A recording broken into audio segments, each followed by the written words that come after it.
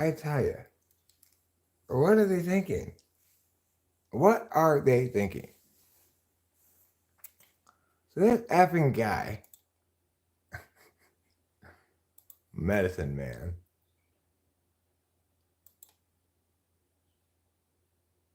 um, sends me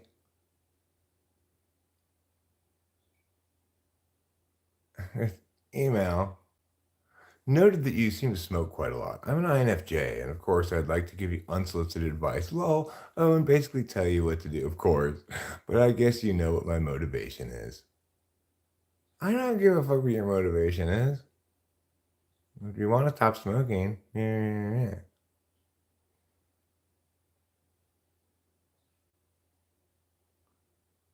Well,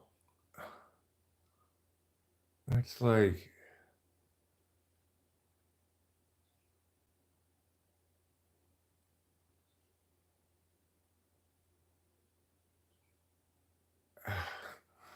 what are you thinking? So I replied to this guy who told me to switch from smoking to vaping unsolicited. I replied to him and said, I don't like vaping. That was my only reply. He replied with this shit, if you can possibly believe it. I think most humans are very good at self-deception. Arthur Schopenhauer said that for most people, the brain's main function is to rationally justify whatever the will wants. So what you probably meant is, I don't want to quit smoking. I said, most humans notwithstanding, I mean what I say. I don't like vaping. I don't like the feel of it in the throat, and I don't find it provides any satisfaction. I find it makes me cough, whereas smoking doesn't. I don't like vaping, either tobacco or weed concentrate. I prefer smoking in both instances. It's also true that I don't want to quit smoking. I'm not sure how you came to believe that I did want to quit smoking, nor why you'd think I'd appreciate unsolicited advice on the subject. Regardless, my response addressed your core warrant. Vaping is a preferable alternative to smoking. I don't like vaping, so it's not, and therefore you're wrong. Most notably, so what you probably meant is, I know exactly what I mean, and my words convey exactly that. So what I definitely meant was what I said. Somebody sent me a stupid email. A couple of stupid emails. Like, they didn't get the message on the first stupid email they sent me. I don't want your unsolicited advice about, if I want to quit smoking, maybe you should try vaping. You really save your lungs a lot. Actually, nicotine is not the bad thing. It's the other substances. I don't want to hear any of that shit from random person emailing me. What kind of insanity would have to get into somebody's head to think it's a good idea to email them unsolicited advice about what they should do, and to like that somehow like hanging a lantern on it's going to make it okay? Yeah, you hung a lantern on it. You didn't need to. I fully understood what was going on there. That doesn't make it okay. I mean, it makes it okay. It's fine for you to do that. You didn't do something that's not okay. I'm sorry to put it that way. I didn't mean to do that. This person, right? He didn't do something that was not okay. But it was just like insane. Like, who? Oh, gosh. Oh, boy, that's pretty convincing. I've never really thought about this before. I don't know anything about the subject. Gosh, this guy's really informing me. I tell him I don't like vaping. Is my only response to his first email, which is this long email about a bunch of garbage about vaping and shit, And so I responded, I don't like vaping. And he tells me, no offense, but I'm deceiving myself. What I mean is I don't want to quit smoking. Well, it's true that I don't want to quit smoking. That's true, okay? But that doesn't mean that I'm incorrect when I say I don't like vaping. Like, where does this fucker get off? He says we unsolicited shit telling me I should start vaping instead of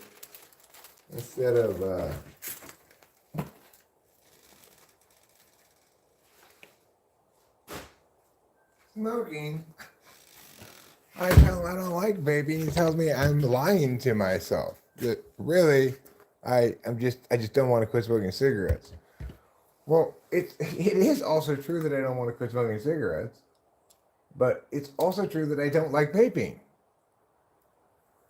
And that I don't like vaping is a perfectly good response to his email suggesting that vaping is a preferable alternative because I don't like vaping.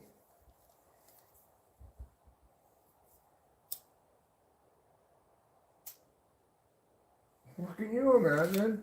Like, what kind of person sends unsolicited email telling somebody they should start vaping? He's generous enough to respond at all and just indicate, I don't like vaping. And then tells the person they don't know whether they like vaping or not. They're lying to themselves. What is such a person thinking? What could they possibly be thinking? How do they imagine it's going to be received by me? Oh gosh. You know what? This guy knows better than I do whether I like vaping.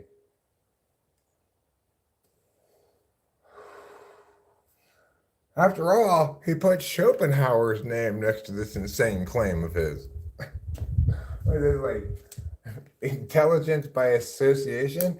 He goes, Schopenhauer's a moron. The only people who run Schopenhauer are people who want to run extinction impact turns, which are ridiculous, saying basically that extinction of humanity is good kind of thing. Basically a natalism argument. Natalism style, position anyway, that Schopenhauer could be used to run.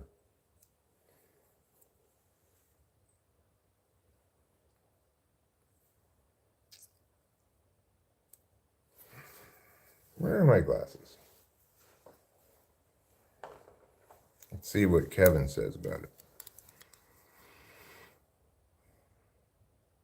I vaped once and I was like huffing a blueberry cloud. No high was obtained. It can sawed off. Oh, you mean vaping concentrate? Yeah, I don't like weed concentrate vapes very much either. I think actually putting concentrate on a bowl, you can feel the difference. It's worth doing, but the vape concentrates don't seem to be very effective. I'm not sure why.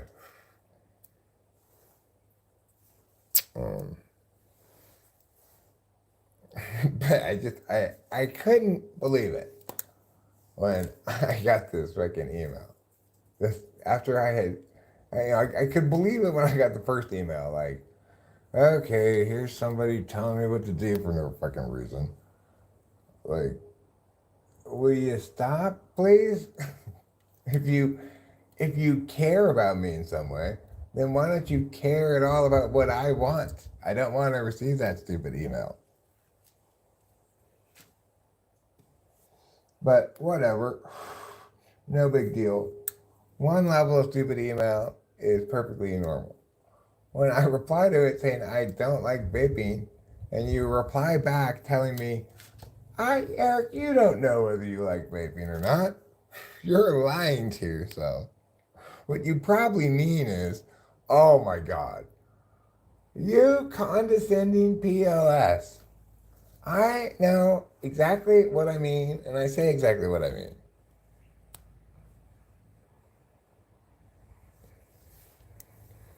I've tried vaping plenty of times.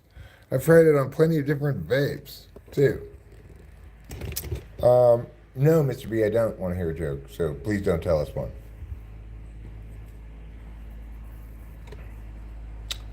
Because, I can intuit things a little bit. So, fine, I'll just intuit what your joke was going to be.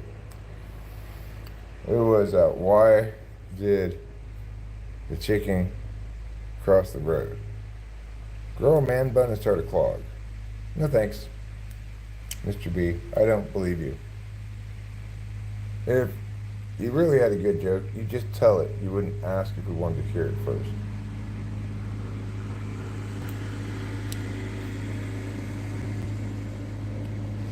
That's your mistakes. What's your mistake here? See, Mr. B? That's where you went awry.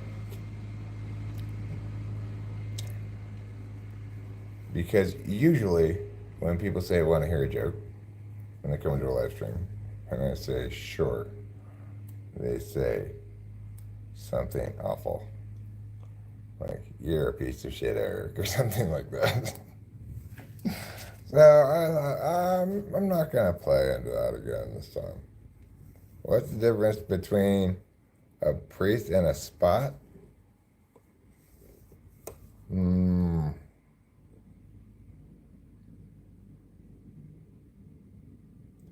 A spot can't make holy water?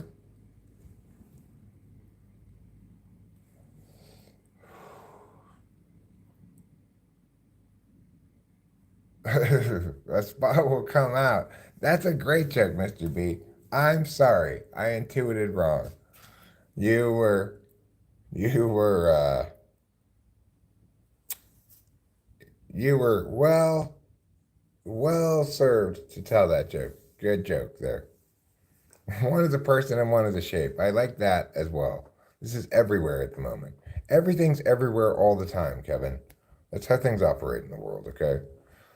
Like right now, you're in some foreign country drinking tea with the queen. Not me, okay? Not me. I'm not a fancy British person.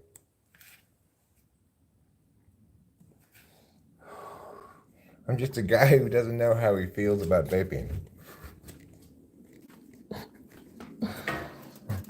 I don't like vaping. You're lying to yourself. Okay. No, I'm not lying to myself. I actually did try vaping as a possible alternative to smoking for a little while. Just try it out. See, I'll take like an electronic cigarette on a plane or whatever. I had a big vape thing, one of those dumb big ones that for a little while, which I didn't like. I to me it feels like it's worse on your chest than smoking. I don't know, that's just how it feels physically to me. But I'm willing to believe that it's better for you, but I'm not willing to feel convinced about that because it doesn't feel better to me. I trust my body.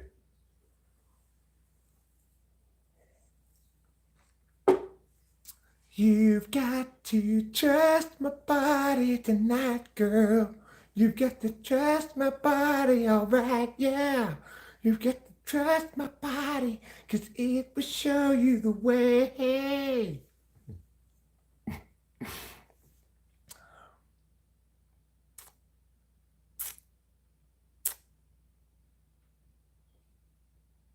No. Ruben gave the punchline. The punchline is, Ruben, I think, either knew the joke or figured out the punchline. A spot will come out. That's the joke. What's the difference between a priest and a spot? A spot will come out.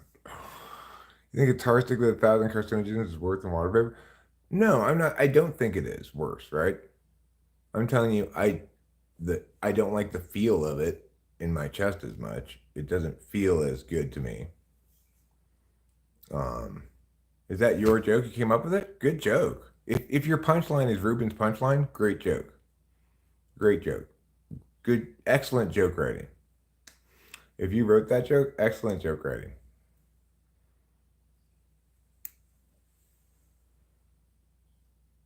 We did it. Mr. Joke said the thing, and then Ruben said the punchline. Yeah, we did it. We did it.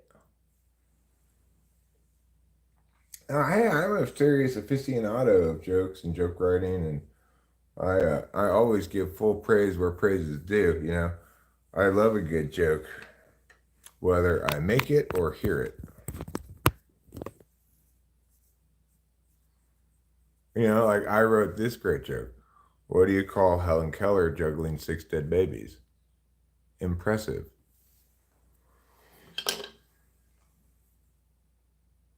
I didn't steal your joke. I'm crediting you for it. How am I? Oh, you mean that Mr. B, that Ruben did not get the punchline right? It's so right. It's got to be the punchline.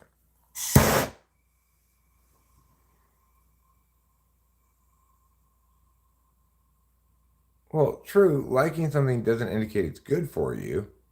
I'm saying I don't like the way it feels in my chest. In other words, the the physical sensation of it.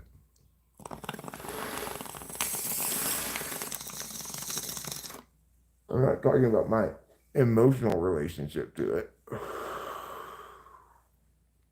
Oh, the punchline's way worse.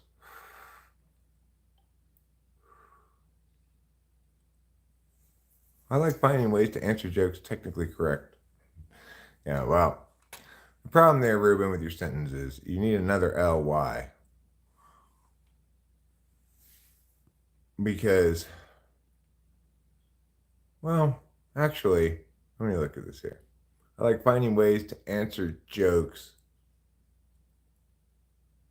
correctly. Yeah, it needs correctly. That's fine. Kayim. Say it, Kayim. It's a wonky sentence. You need another ly at the end, that's all. I wonder if you would like those vapes that make the thick clouds. I used to have one of those big ones. A woman gave it to me, actually. I know Jim really liked to talk about past things, so just leave it at that. But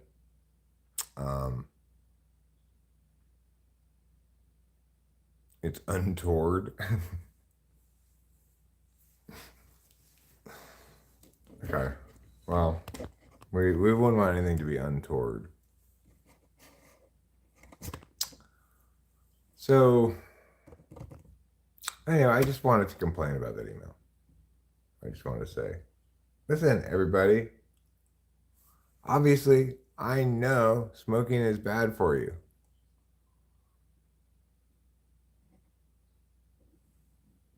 That's the punchline?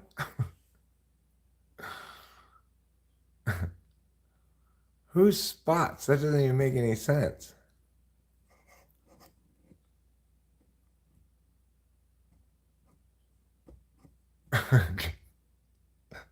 Rubens is a much better punchline.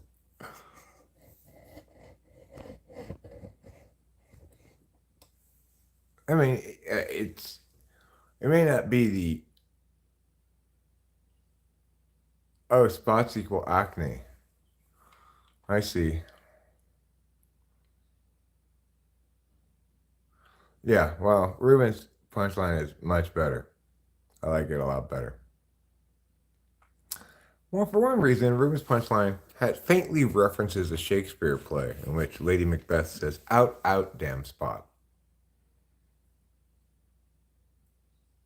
Right, that's the difference between a priest and a pimple, not a spot.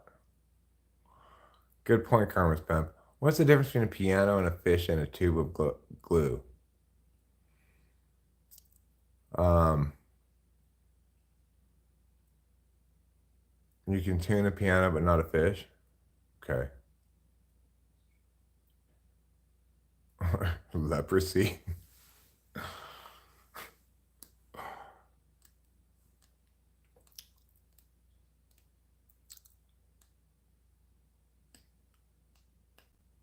A priest, a rabbi, and a nun walk into a what's the difference between a chicken crossing a road and Polish people screwing in light bulbs?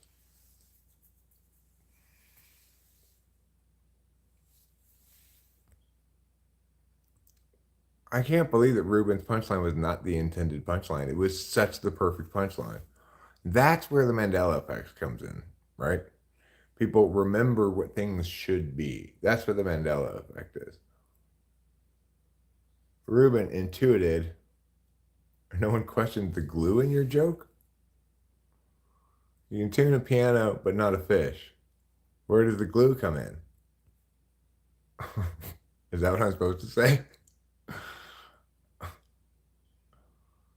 What's the difference between a piano and a fish and a tube of glue? You can play a piano, but you can't play with a fish by gluing it to things. It's not the Mandela effect. It's an example of the same mechanism at play. right? So in this instance, Ruben's intuiting the best answer to this setup, right?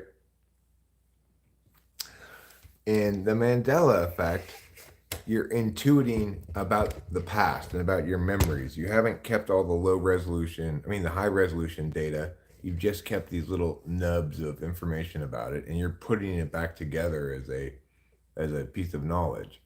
So you remember it as it should be, just like if, let's say I'd heard that joke before, but didn't remember the punchline, but intuited as Ruben did this time, the best punchline. And then you told me, actually, the punchline is this other thing. At some point, if I, you know, if if there's enough time lapses in between and such, I might misremember the original punchline as the better punchline because it's the more memorable one. Like for example, um, with the song to the Jeffersons, I remember it as going like this: moving on up to the top, to a deluxe apartment in the sky. Because I think as a little kid, I just didn't understand why you would move up to the east side to an apartment in the sky, right? If it's in the sky, then you're clearly moving literally up to the top. I didn't get this east side thing. I'm not even sure I understood what the words were there. It actually said moving up to the east side, but it made more sense to me for it to be top. You move up to the top. You don't move up to the east, you know? So I just remember it as every time I sing that song, moving on up to the top, to a deluxe apartment in the sky. So that's where the Mandela effect comes in, because that's intuitively the more correct thing for it to say. However, I will go with Kevin's explanation as well, is at least as convincing.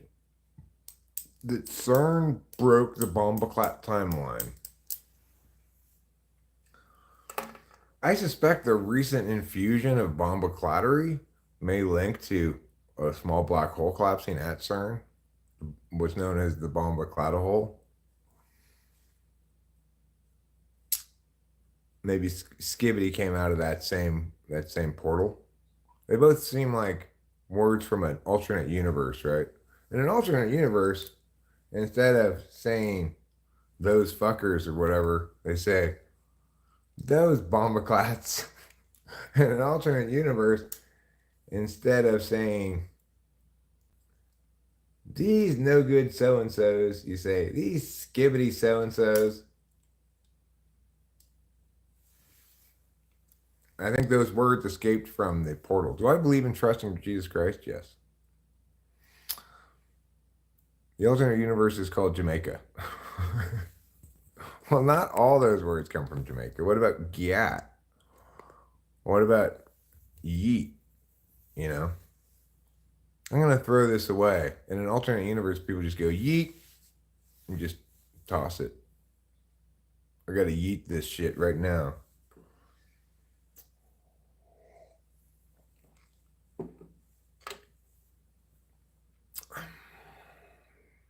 In an alternate universe, everybody's doing the thug shake right now.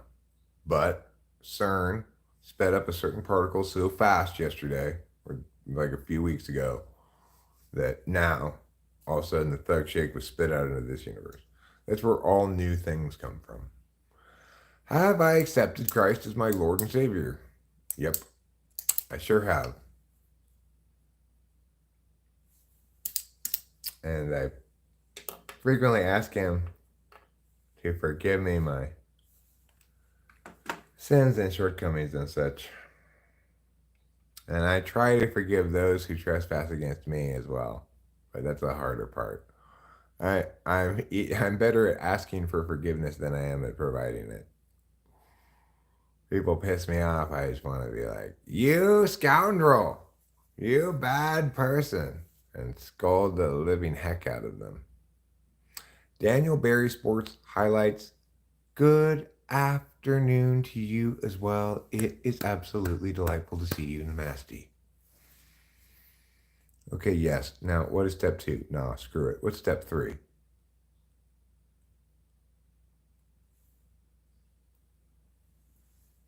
Okay, well, after you've accepted Jesus Christ as your Lord and Savior, step 2 is you've got to try to be more like Him.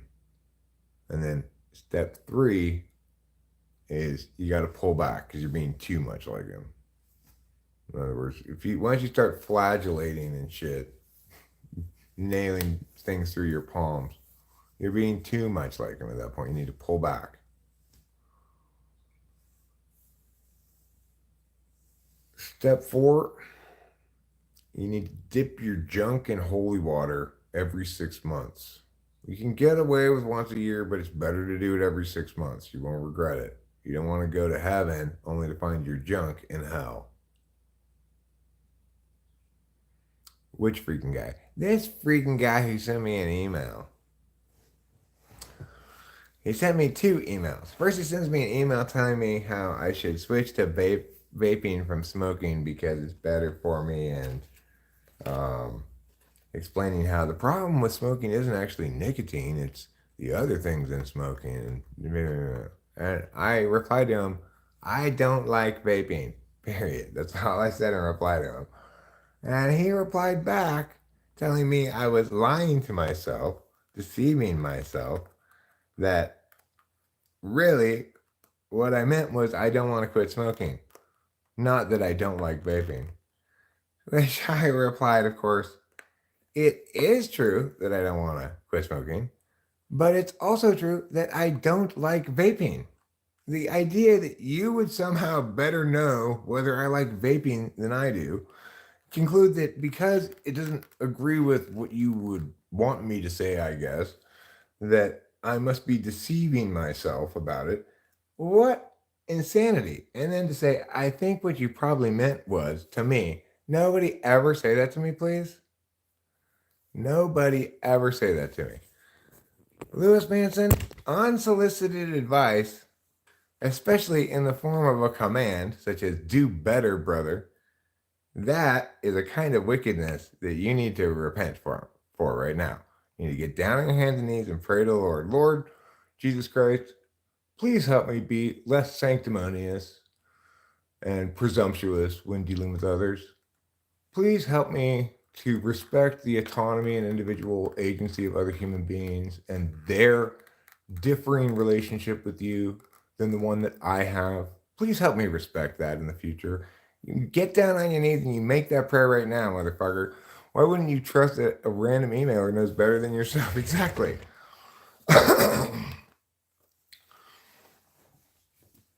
I'm the fiery sword of God, Lewis Manson. You just got swiped by it, okay?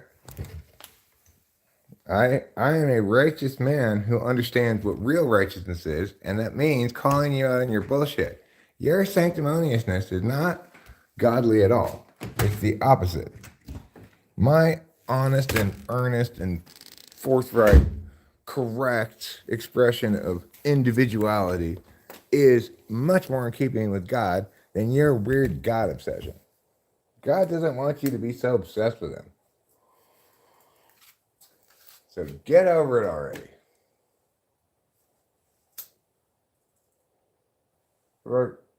When God pays attention to you, Lewis, whatever, He goes, oh, for fuck's sake. Can you please do something with your life other than fixate on me all the time?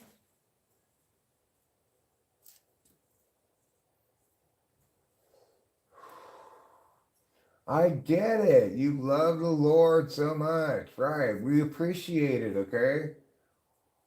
I appreciate it. Jesus appreciates it. The Holy Ghost even appreciates it. But seriously, enough already. Can you please, like, I don't know, talk about sports or something? For fuck's sake. That's what God is saying.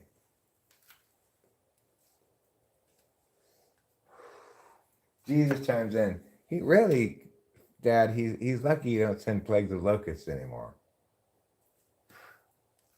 I know, right? IKR, says God. IKR.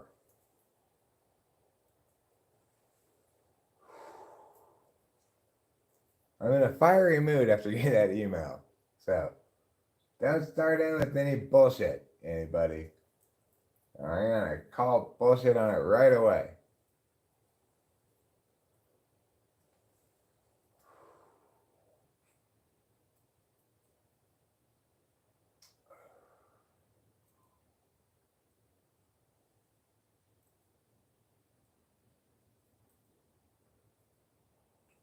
It's like, of course, to the extent that it has any impact at all on me, those kind of emails, it is not to cause me to go like, maybe I should quit smoking.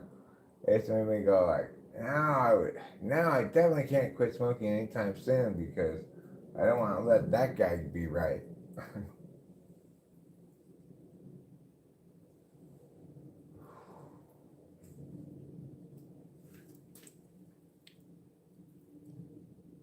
That effing guy, that boy Klaus. May I just say, kudos to you. Kudos to you and your belief in the Kansas City Chiefs throughout the duration of the playoffs. Kudos to you for your correctness. Kudos to you for your successful sports betting that I'm sure went along with it. Apparently, the sports books took a bath on that game because everybody took Kansas City in the points, or a lot of people took a straight money line win, or even a special bet where they gave 3 points or something.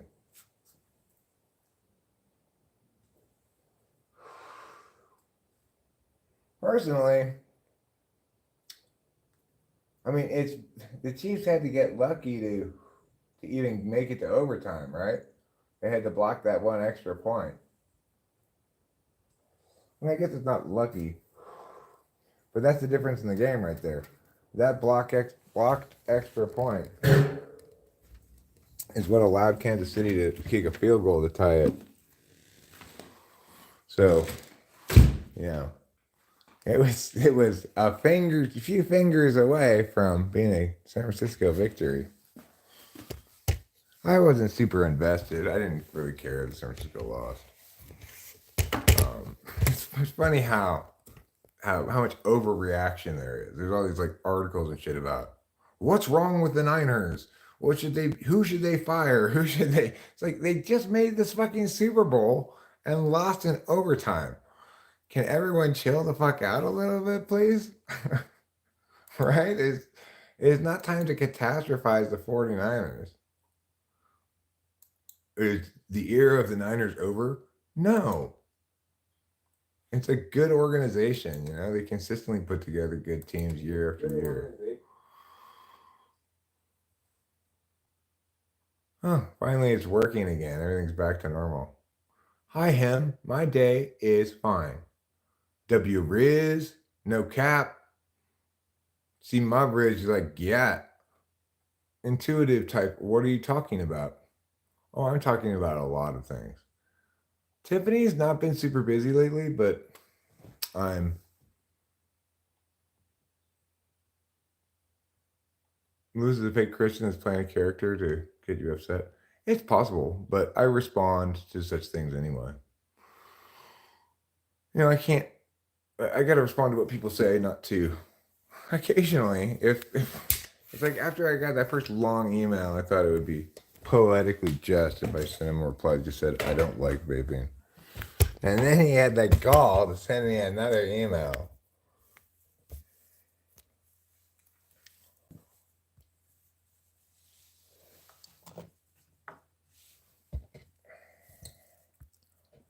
You know what you should have told him?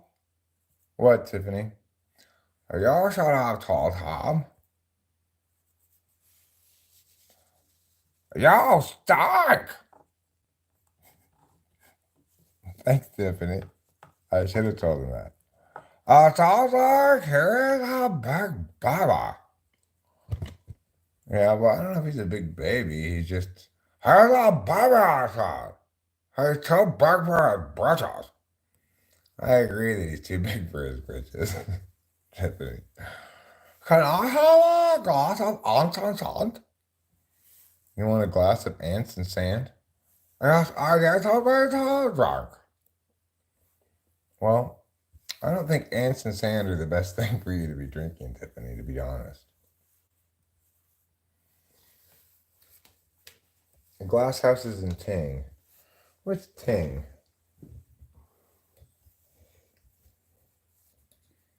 It's like I kind of maybe heard you were the jam pool type and rightly decided the poor choice.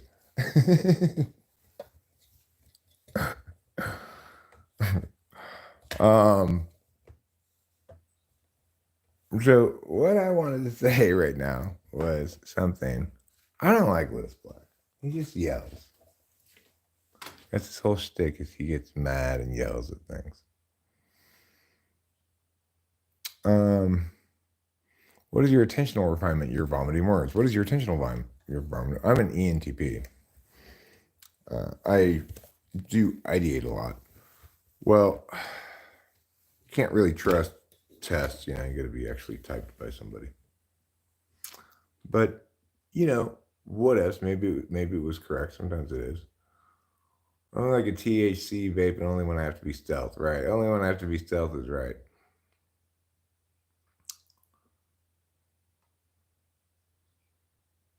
TYVM, TYVM. Thank you very much. Thank you very much. That's what that means. I wanted to say something about something a second ago. This channel is not about anything that's particular, gamer. It's about all things that matter. It's about correctness, truth, justice, and the American way. All things good, no things bad.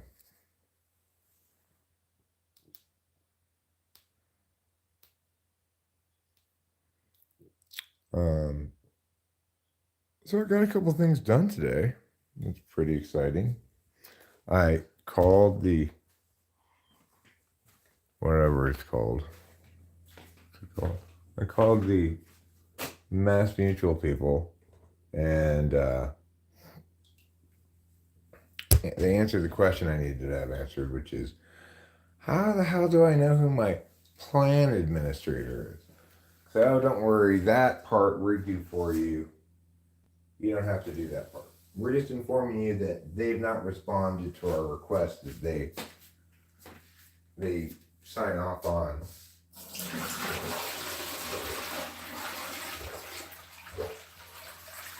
Closing this thing. Apparently, she got this through her work, and it's like when teachers end up with these things that they have to get signed off on by the plan administrator. So anyway, I put the things they needed in that envelope there, and it's ready to mail. We're gonna go, or at least I'm gonna go. Rachel may or may not go. Hi, Liv Huertas. But you've been grinding for that health stick you lost last week. I'm not, but oh, I see you're talking to Lou.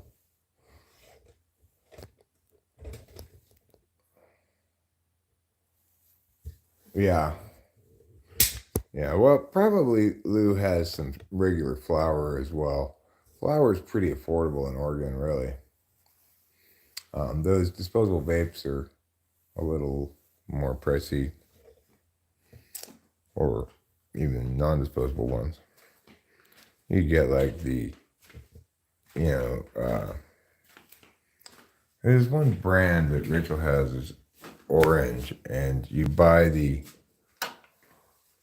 battery thing and the cartridges separately. Usually we try to get the ones that are all in one piece, Okay, you keep an eye on those jackets while I poo, okay?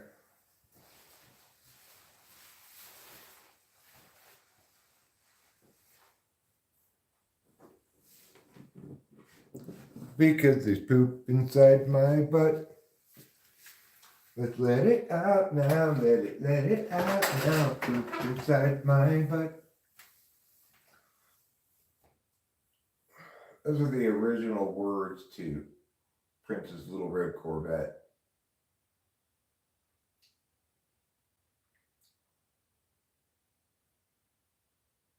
Similarly, there's that song. When a man's going poop and he's using his butt to go poop, That's the time you use pooping. They changed the words to that one as well.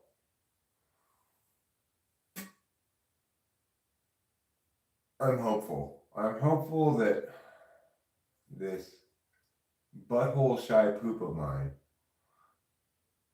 wants to stay up inside. It's shy of poking its head out the butthole, you know.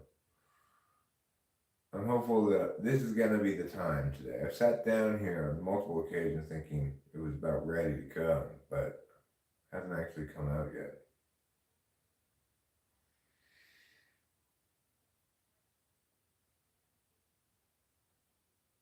I guess I'll delay a little while. It doesn't seem like it's quite ready. It's close though. It's not too far from being ready.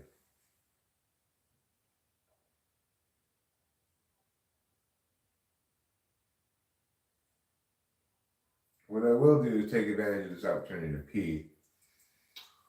And for that, I'm not going to use my butt, actually. I'm going to use my humanpenis.com.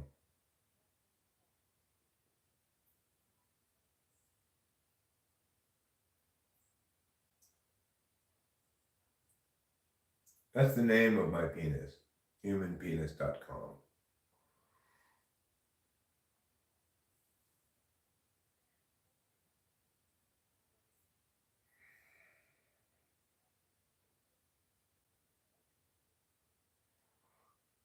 That way you know what species you're dealing with right away. As soon as he greets you,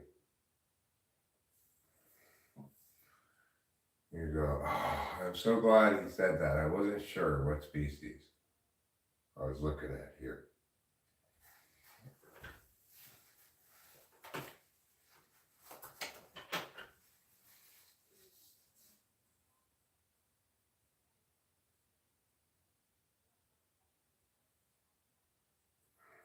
I was definitely thinking aquatic though. I was thinking anything between a sea turtle and a blue whale. But hey, I'm glad he informed me it's human.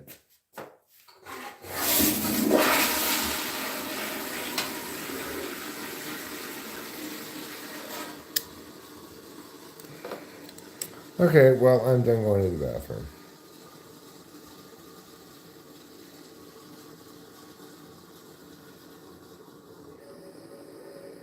Yeah, dabs kind of made my lungs freak the F out as well. McDonald's French fries 4, here's water drops. I already did the Tiffany voice. The jab pins only last a day for you. You must be hitting the like super hard. Rachel and I mean, I can't even. You must be getting like, I don't know, quarter gram or something in there. We typically get a gram per thing, and even though we hit these things, Rachel hits them all the time, but they still last forever. Still last weeks and weeks and weeks. We'll have to recharge them before we run out, at least once, usually twice.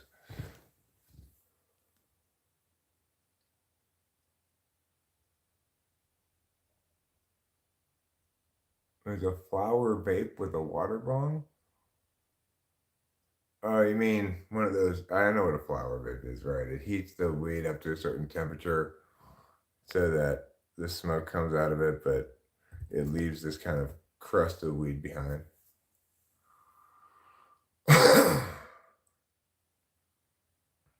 I don't think you could, if you have a full gram in this, I don't think you could smoke a whole gram of this in a day. It seems to me it would be impossible. And that's for somebody who, you know, could in theory, I guess, just hit the thing all day long, but the only true way to smoke weed is a light bulb. That's not weed, okay? Actually, there is something that you do smoke in a light bulb, but it's not weed.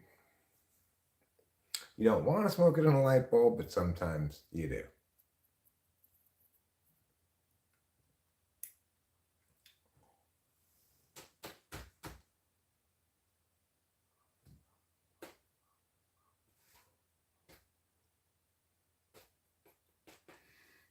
Will you say hi, Lily? Hi, Lily. Hi, Lily. How are you, Lily? Hi.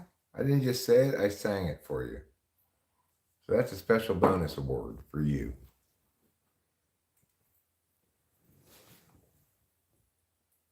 Let's see, it's 3:30. I'm going to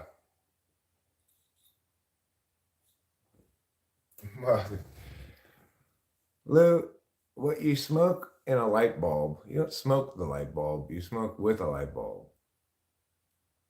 But you don't smoke weed that way, okay? That's not that's not why you need a light bulb to smoke. There are plenty of easy things to use to smoke weed if you don't have a pipe, like an apple or whatever, an aluminum can. If you're using a light bulb, it's because you're smoking something else.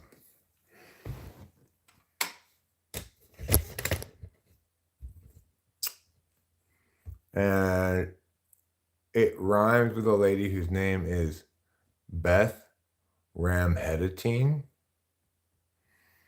Beth Ramheditine. Her name rhymes with what I'm talking about, that you smoke out of a light bulb.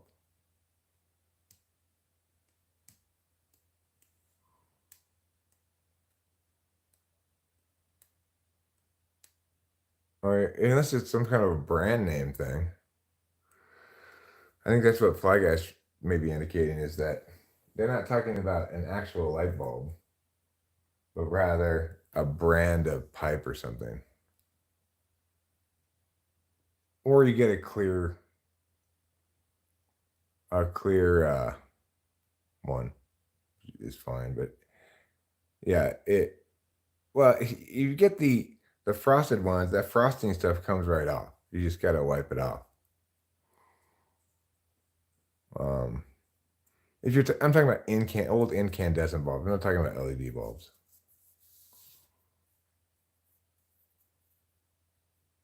Oh, you read instructions on how to make a vape out of a light bulb online. Well, light bulb is between aluminum foil and glass pipe. Okay. You still need a tube to smoke out of a light bulb.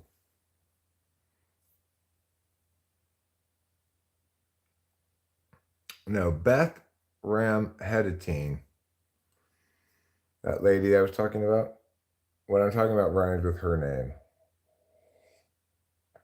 name. So, like, here's the way it goes. When you first start smoking Beth, you start by putting it on tinfoil, lighting underneath it, and getting like a straw and sucking the smoke out of it. Then you graduate to a broken light bulb for the same purpose. Then you break down and buy a glass pipe. Then you start thinking glass pipes are not necessary, and you get little glass tubes and you blow your own glass pipes with one of these things. Those are the 4 stages of smoking Beth. I don't do any of those things anymore, obviously, but fun times. Fun, insane, gacked out times.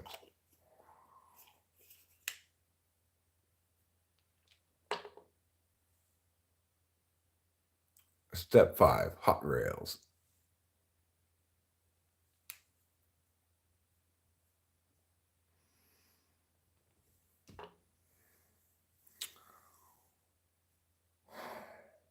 Okay, so I am going to this open mic tonight in Merced.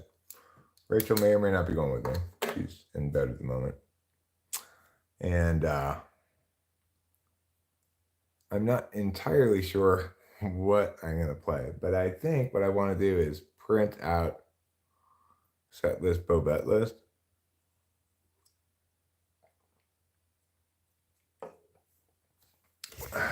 Yeah, Beth knows best when it comes. Who is the guy? Who is what guy? Hi, Carlos Paeva. No, there will be music. I will not be doing spoken word. Maybe I'll tell him a joke. Maybe I'll tell him my Helen Keller joke.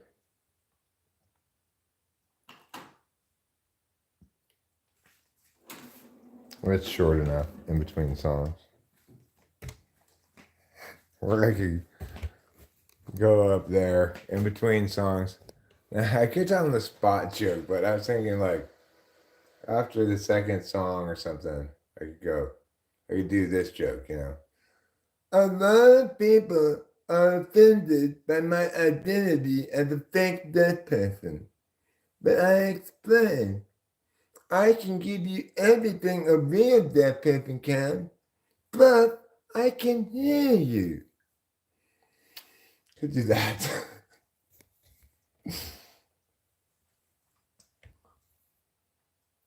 I could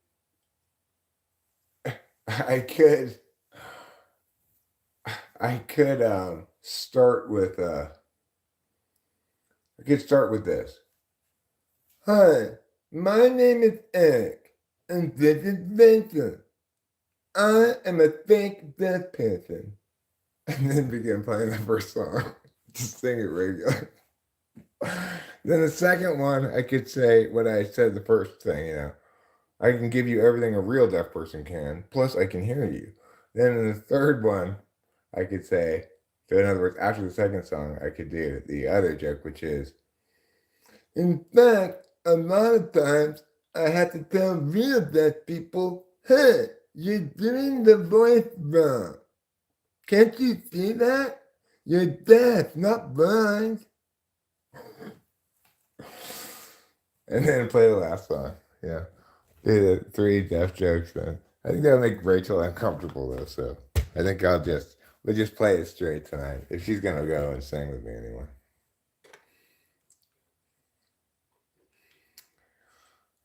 Probably I will stream from the open mic. Yeah. Probably.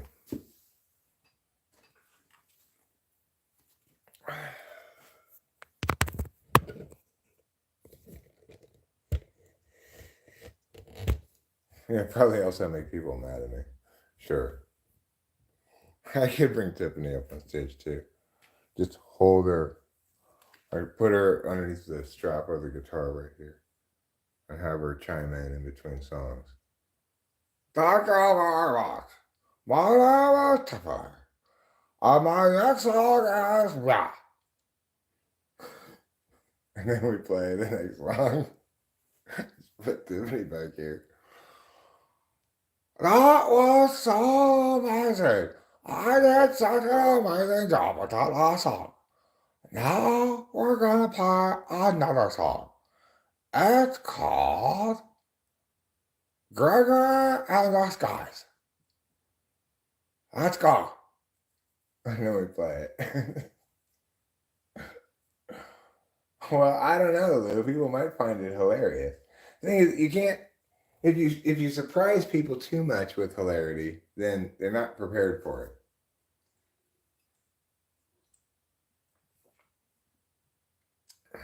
Right. The character I'm playing is hilariously ignorant, right? He doesn't seem to get that being deaf is actually a disability. He's like, he just thinks it's people doing stuff with their hands and making that voice.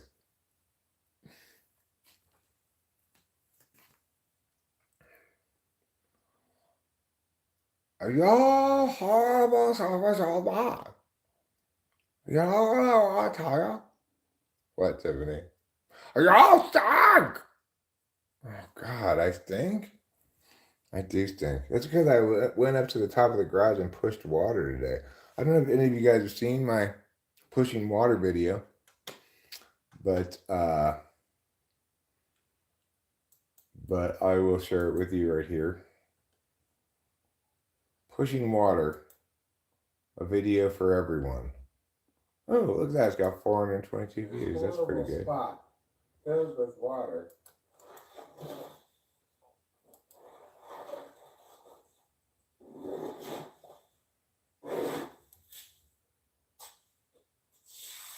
That's better. This horrible spot filled with water. Anyway, I'll put the link to this. This is my water push video, okay? Well, I pushed some water today. You may remember that that I put some rocks up by the driveway, up by the mailbox. Well, today I followed up rock put with water push. It's pretty great. It's pretty great. Short, 15 seconds of amazing water pushing action. If you want to antagonize people in public, you have to look. I don't want to antagonize people. I want to make them laugh. It may not be. I'm not gonna do that deaf person joke at the open mic. We're just gonna play a few songs. I'm not gonna make any jokes at all. I'll just say hi. I'm Eric. This is Rachel. We're talking with famous people, and our first song is. This is if she's gonna come and play with me tonight. No, not since the live streamed rock put that I had, but I'm just saying I referenced it only to say it's in the same vicinity, the same area. It's up at the top of the driveway. So I followed up the rock put. One of the reasons why it gets so muddy up there is because all that water in that little trough gets brought along with the wheels of the mailman. So anyway, I pushed the water. I pushed it. And at first it pushed back, but then it gave up. It said, okay, Eric, you win. We will trickle down the driveway.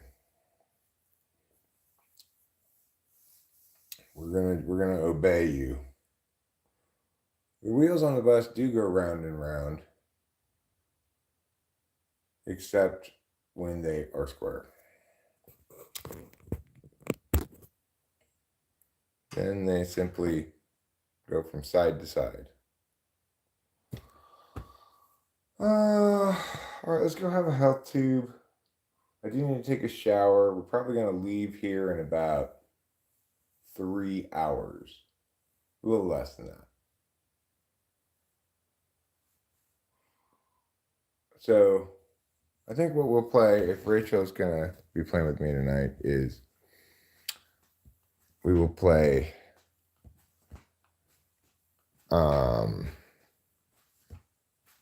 Agave Weatherman, because she's got the background vocals of that down well in the recording practice, but I'll need to print that out so I can follow along with chords and the words and stuff. I could do that. That's fine. It wants me to update the firmware. Okay, well, I don't really want to update any firmware right now. Is that okay?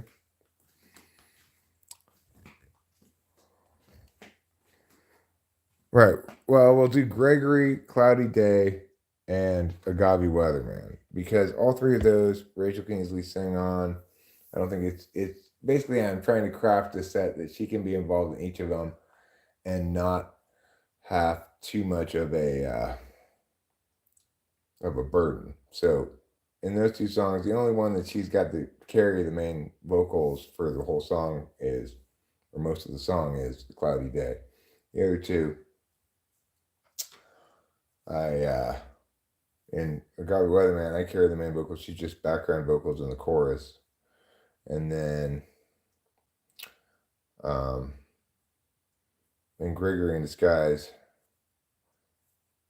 we'll probably sing it in unison, I would guess. And then I do the background vocals on Gregory and in that one. I need to relearn what they are because I forget what they are.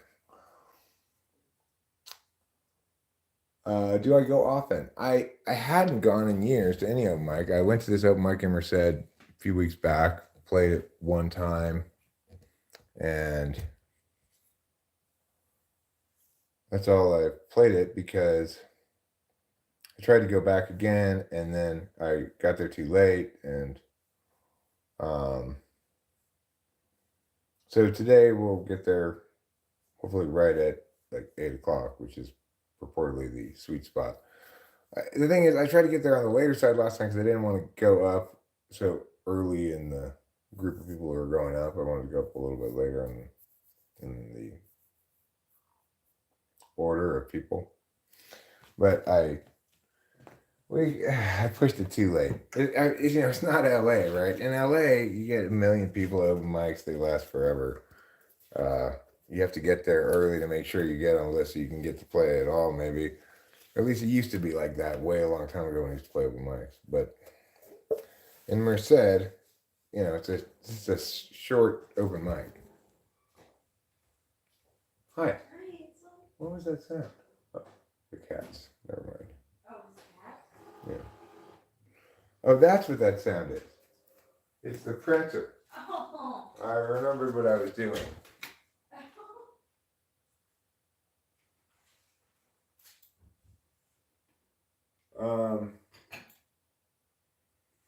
I was a little nervous last time. I don't find it especially intimidating because I've done a lot of live performing. All right. Remember what you are doing for once, Eric. Print. I guess I just push Control P or what?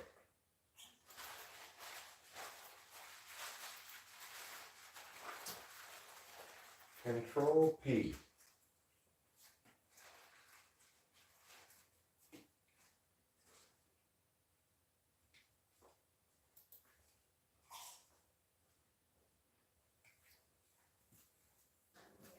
Alright, I'm printing all of these songs here, even though I only really need one or two of them. It's making a bad noise.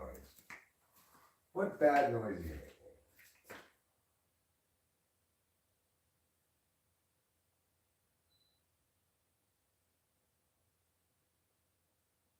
No, I don't need to replace it now.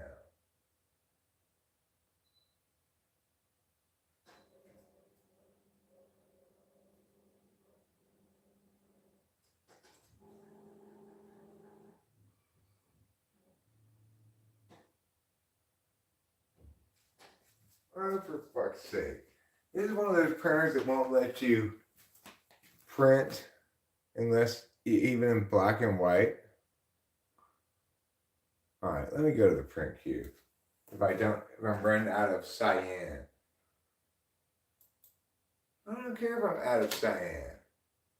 Just print it already.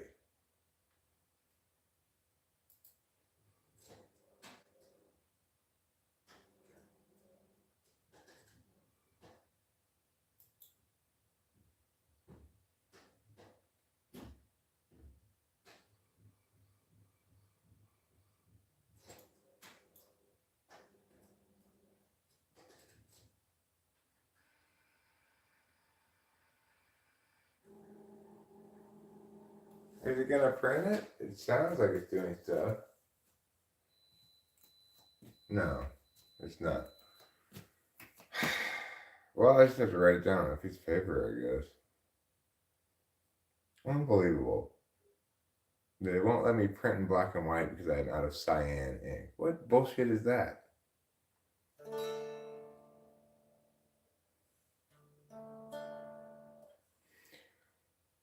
Here's Gregory in disguise, hands in his pockets. Now he's walking down the drive, averts his eyes. He doesn't want you guys to realize that he's Gregory in disguise, hands in his pockets. Now he's walking down the drive, averts his eyes. He doesn't want you guys to realize that he's Gregory in disguise.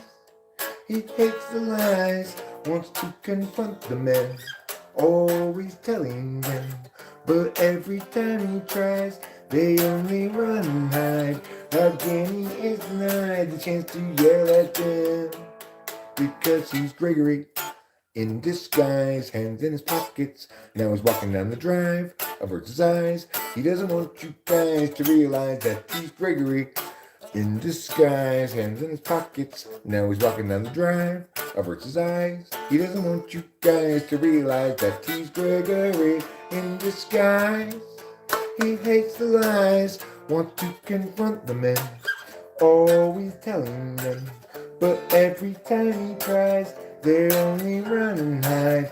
Again, he is denied the chance to yell at them until the bridge brings a new approach. Sneakily, he'll try to encroach up on the guilty, then perhaps he'll get the chance to yell at them.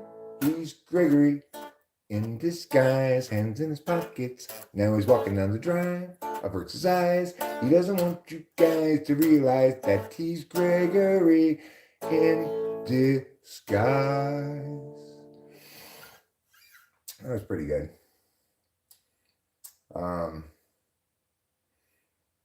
Well, now that I can't print this thing out, I'm not sure what I'm going to do exactly. Because I don't want to have to write out all of Agave Weatherman. That's a huge undertaking to write that whole thing out. If it were just like Gregory in disguise well, I could play Agave Wonder. I could play the first song by myself and then bring Rachel up for the last two songs and just play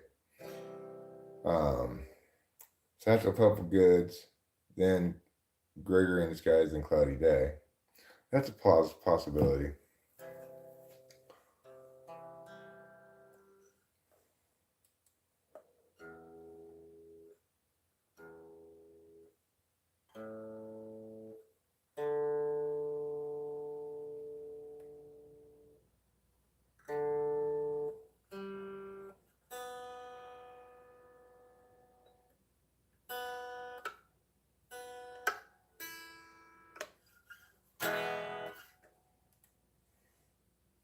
Okay, so first I'll play Satchel, run through that.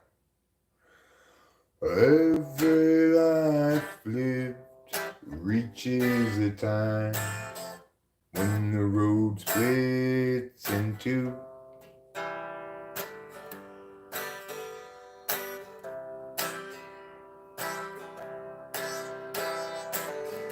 There are times, dark times, times of despair, times when it's hard to feel good. That's when I look for my sack full of solvency and that satchel of helpful goods. Satchel of helpful goods. Satchel of helpful goods. Satchel of helpful goods. Every life lived reaches a time when the road comes to an end.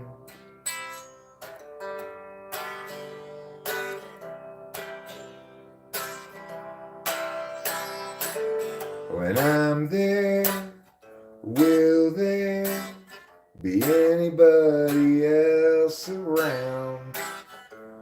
Or will I travel all alone? That's when I look for my sack full of solvency and a satchel filled up with bones. Yeah, that satchel, now nothing but home. Satchel of helpful goods. Satchel of helpful goods. Satchel of helpful goods. Satchel of helpful goods. Satchel of helpful goods. Satchel of helpful goods.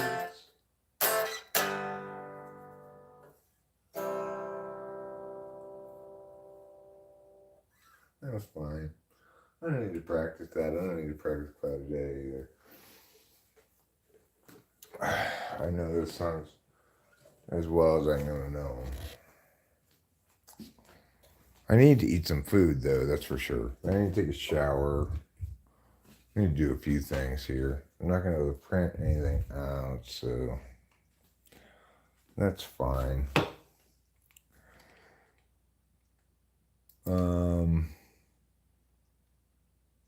Grundle of Hellish Rule.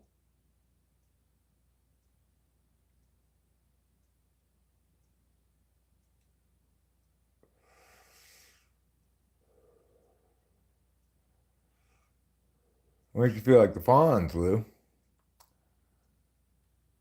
Printing out song. You wouldn't steal a handbag. Privacy is theft.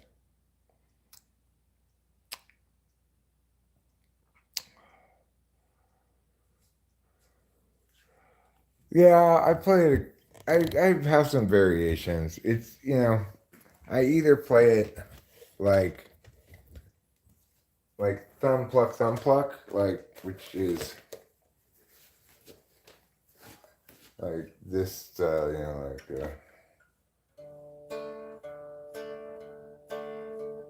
or I might go, I still probably hit the bass note, either way, but he's Gregory in disguise, hands in his pockets. Now he's walking down the drive, averts his eyes. He doesn't want you guys to realize that he's Gregory in disguise. Yeah, I do a lot of that bass note with the thumb stuff. I never really learned how to play with a pick, so I just never did. I never ended up learning pick techniques at all. Now when I try to play with a pick, I feel like a completely clumsy, incompetent non-guitar player because it like slides out of my fingers. And, I don't know. There's certain things that are great for playing with a pick, but I just didn't end up walking that path, that guitar path, Probably because I had trouble keeping track of picks. I just lose them or whatever, and then I don't want to find what happened to the pick. I just play with my fingers, I guess. And eventually, it's like, too late now, Eric. You're married to this. You can't even play with a pick anymore.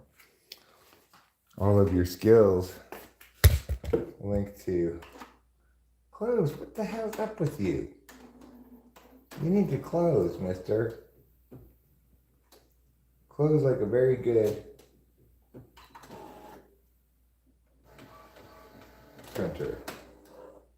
Just sit there poking out like a wiener from the end of a bun.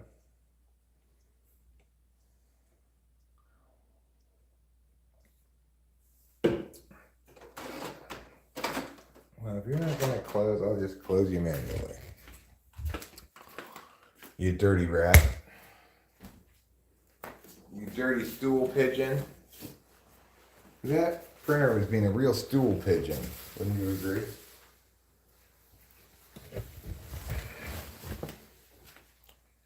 Or as we used to say back in the pen, a real stoolie.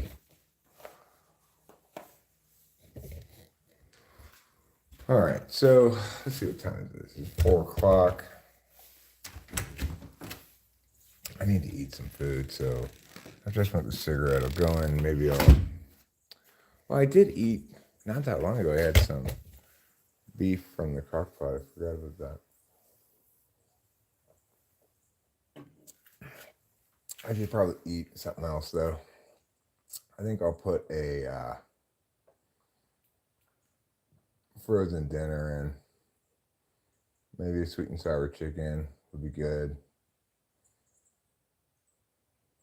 But we also have little pot pies. Those seem like that might be pretty good too, like a beef or chicken pot pie. Pop it in the microwave for about 4 minutes. So it's going to require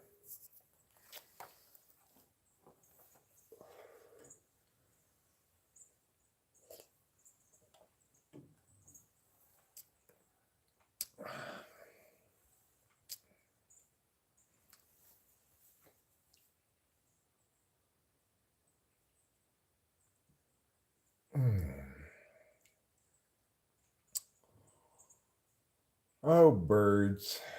You love cutlets so much. Look at all these little birds over there loving their cutlets. You're going to see a lot of little birds. Be prepared for an eye load of little birds.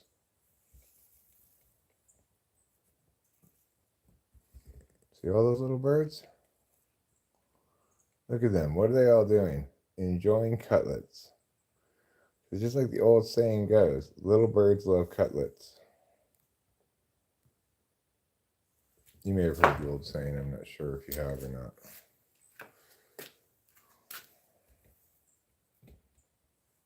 Cause little birds love cutlets. Little birds love cutlets.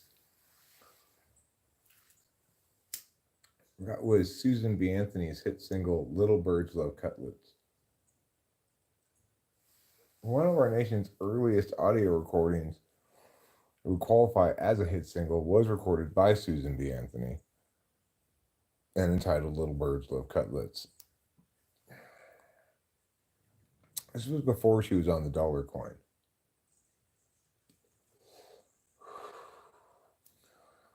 Basically, her PR people said, this whole women should vote thing would probably go down a lot easier if you sang a pretty song about birds. And so she's like, well, if it helps, I guess I'm unwilling to do that. And it turned out to be a big hit. Played on the earliest phonograph machines back in the day.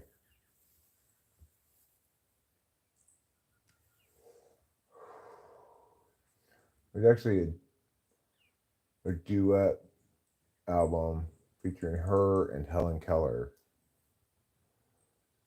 It's called Helen and Sue Sing the Blues.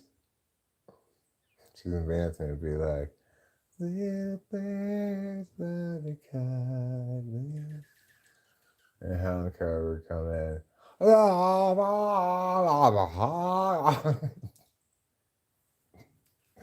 Because, she was deaf and blind. She got the double whammy. It's like if you're deaf and blind,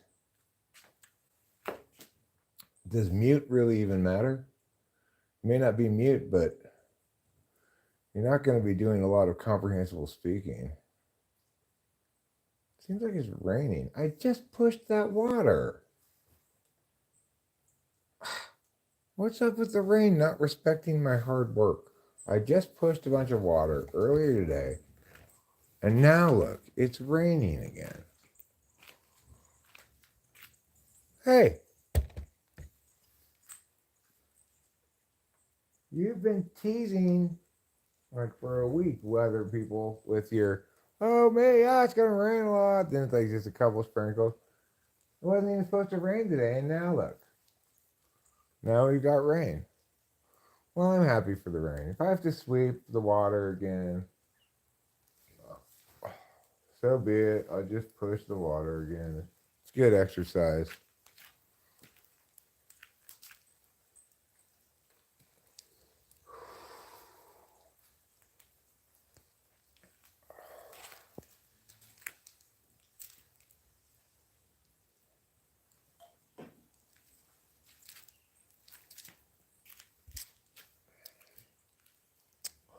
Raindrops keep falling on my head.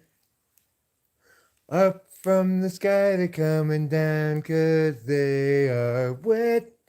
Falling on my head.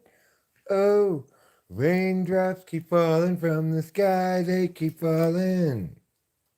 And now I'm free. You can see that it's me. That's my music video for Raindrops Keep Falling on My Head. Song made famous, written by Burt Bacharach, but made famous in a movie that had somebody spinning around a light pole in the rain. I believe it was called Singing in the Rain. I don't remember who starred in it. Besides the rain, of course.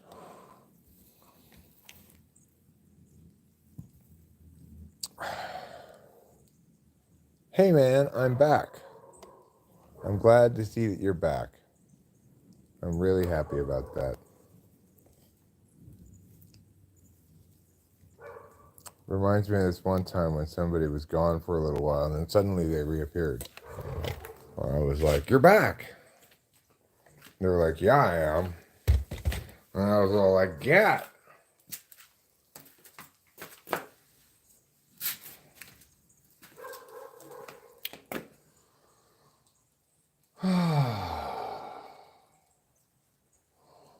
I'm crazy. I'm crazy for feeling so lonely. I'm crazy. I'm crazy for feeling so blue. I knew you'd love me as long as you wanted. Then someday you'd leave me for somebody new. What a great song. Worry, why do I let myself worry? Wondering what in the world will I be? Oh, Patsy Cline, you are crazy. Crazy for feeling and crazy for feeling and crazy for loving you.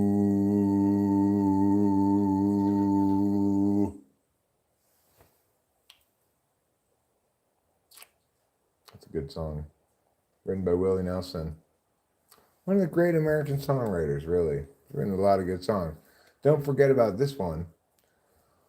Mamas, don't let your babies grow up to be cowboys. Make 'em be doctors and lawyers and such. Don't let 'em play guitars and drive them old trucks. Yeah, it's good advice, mamas. Don't let your babies grow up to be cowboys. Make 'em be doctors and lawyers and such. Don't let 'em play guitars and drive them old trucks. What are your thoughts on typological fluidity or type of the spectrum? I think both concepts are completely bullshit. I mean, types no more spectrum than, say, sea turtles are a spectrum. You've got a range of different sizes and shell patterns and stuff on sea turtles, but they're not a spectrum, it's a species. It's categorically distinct from other species.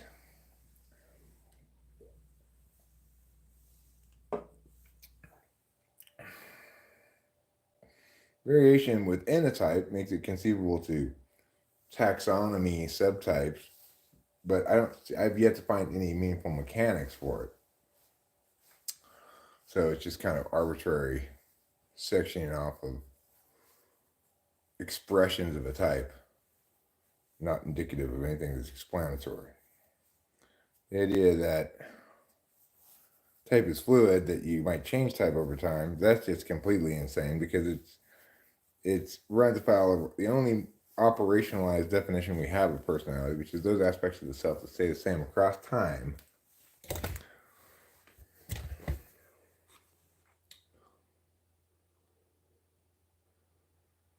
Grandpa, where did you, I miss you, Mama said you went somewhere called hell. Nope, still alive actually, Blake. So your mom's been lying to you. I want you to go talk to your mom right now and I want you to ask her, Mom, why did you lie to me and tell me that Eric went to hell? And or why can't I identify my own grandfather? I'm just trying to explain why I get mistyped different types by the same people based on my state. Well, because they're not doing a good job of typing you. I mean, that's the whole point of typing somebody is you you've got to try to hone in on the things that don't change, right?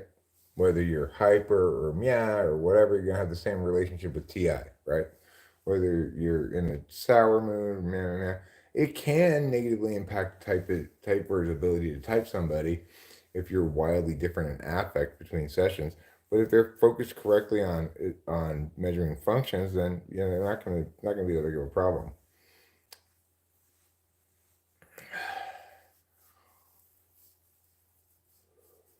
Right, but your relationship with, say, TI doesn't change. Your relationship with expert intuition, things that correlate strongly with specific skills, you wouldn't display markedly different skill level abilities unless you were purposely gaming it to do so.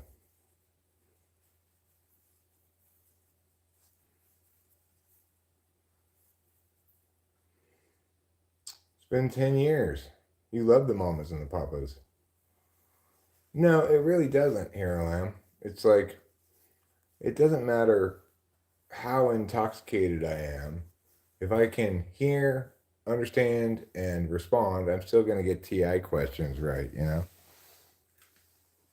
Or not as well as an INTP. I might make some silly mistakes, but I'll get an answer quick, etc. Well, that kind of self-reporting on your personal subjective experience and is predicated on you correctly identifying instances of attention as a certain kind of attention, you correctly identifying expressions of it as varying on what, like, on which attribute axis, Why did you leave? I miss you. Well, Blake, it was because you were a very, very bad little boy. That's why I left. I said, I just got to get away from this Blake kid. I love you, daughter, son-in-law, whatever, but your child Blake, my grandchild, he has driven me to move away and disappear. Just tell him I died and went to hell. I just do not want to deal with that guy anymore. So that's what happened, Blake. You caught me, okay?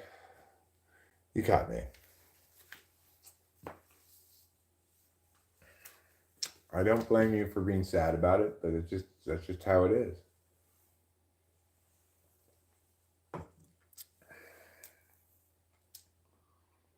Thanks. I like to wear it here on top of my head. I found it's probably the most convenient place to hold it. I can put it either ears out like this to make myself look like an elf or something, or I could go ears under like that.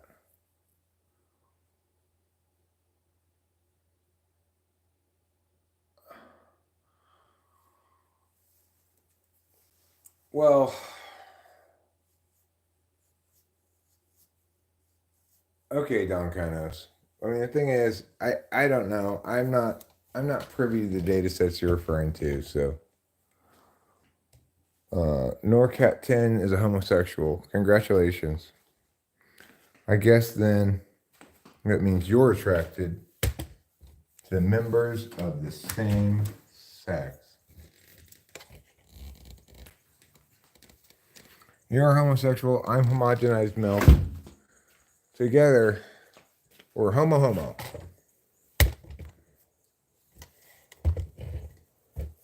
We're homo no homo.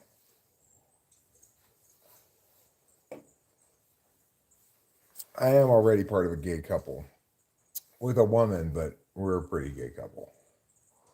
We do a lot of super gay stuff, like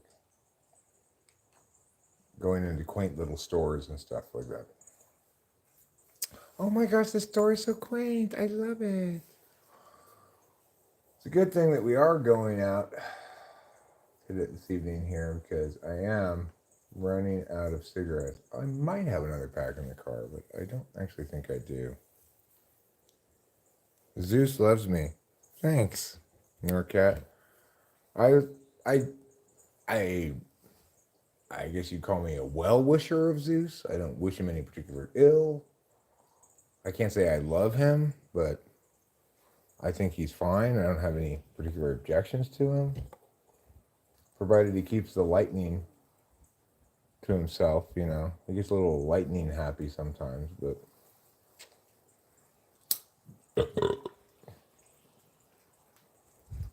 I told him last time we were hanging out, I was like, look, Zeus, you want to keep shooting lightning, then shoot some ball lightning. All these just regular lightning bolts, it's tiresome, it's bright, and then there's a big loud thunder, and just knock it off. We get it. You can cast lightning bolts from your hands. He was a little embarrassed, but I think somebody needed to say it, you know, somebody needed to just tell him.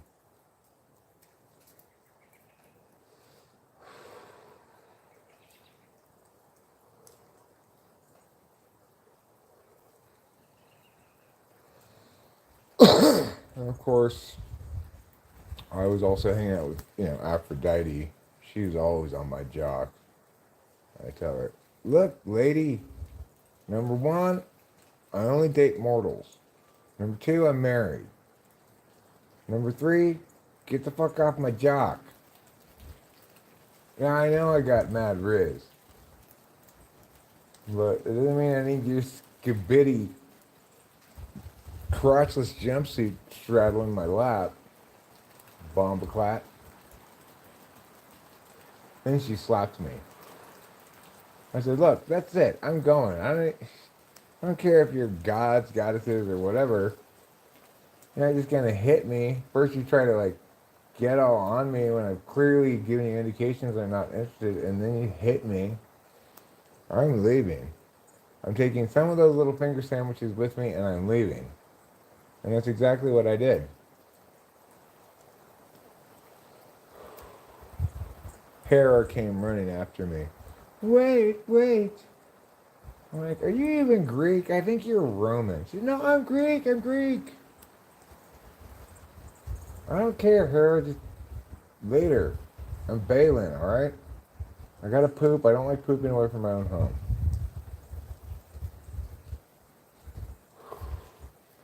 Plus, this is kind of like a drinking party, and those are fine and everything, but I don't drink, so now that you guys have all gotten sloppy, it's getting a little boring. That was how it went down at Olympus last time I was there. Insert buzzwords here. Exactly. I'm Frulik.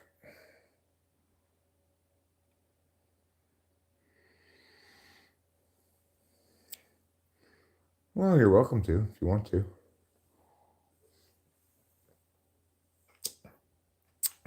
You know the drill.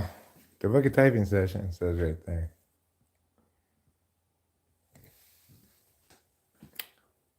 The book a typing session. Push that blue thing. That's what it says. Not literally, but figuratively, that's what it says. Okay, I need to put this back in the garage. We might as well go do that right now while I'm here. And I guess I'm going to have to order more cyan ink for the printer, ridiculously.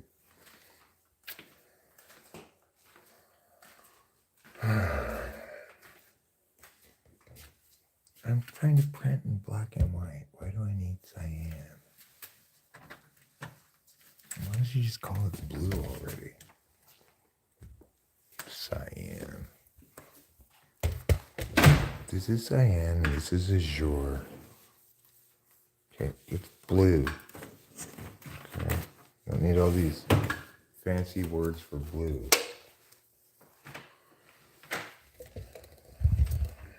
All right, let's go order more fucking ink. Curse you, Epson Corporation. So I'm going to turn that on. I'm going to cause the thing to pop up again that tells me I must order more ink. Then I will actually order more ink. Even though I don't want to. Because you should not be allowed to make it such that you can't print in black and white unless you also have color ink.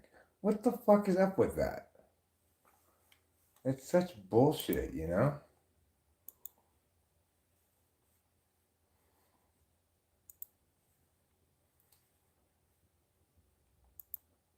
It's bullshit like bullshit morning. Bullshit like bullshit morning. Okay. Well, I don't really need to print this out anymore, but I, in general, would like to print it out. So, black and white, go. Print. Now. Okay. Buy Epson ink. You organized criminals.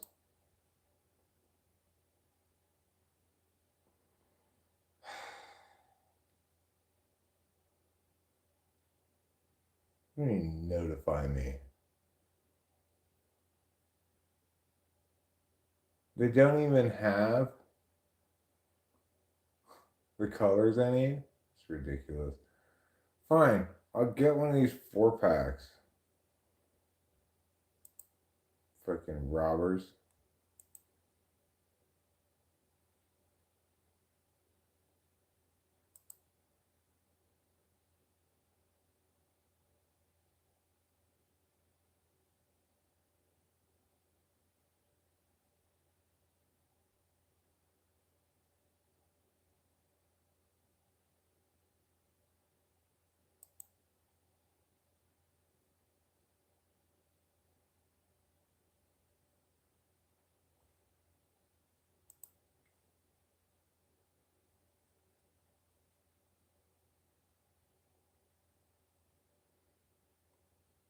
All right, well, I got the ink I needed to get.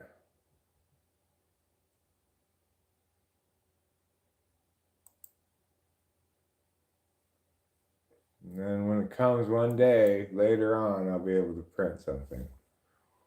Thanks a lot. That's not helpful right now. Skivity toilet. Skivity toilet. Wow, a lot of skivity toilet. I'm unemployed because I hate everybody and can't work with people. I don't think there are mountains because there is no tectonic activity to create them. On the moon? There are mountains on the moon, but they're probably caused by impacts, like basically the sides of impact craters, I would guess. That would be the only mountains, but it's probably not completely flat either. It's not like things that don't have tectonic activity are completely flat, are they? I think we still have like rolling hills, probably. Rolling moon hills. Hey, Bingleton Coochie Smith is back. Hello, grandson. How are you? You're back. That's how you are. You're back and better than ever. We all appreciate it. What would we ever do without you? I don't know. He's on to the next channel to write skivity toilet. You're feeling great. I'm glad. Stop not listening to me before I go beast mode. What are you saying? You haven't said something since you said, Grandpa, stop your yapping before I hit you. Well, I'm obviously not going to stop my yapping because I am, in fact, live streaming. And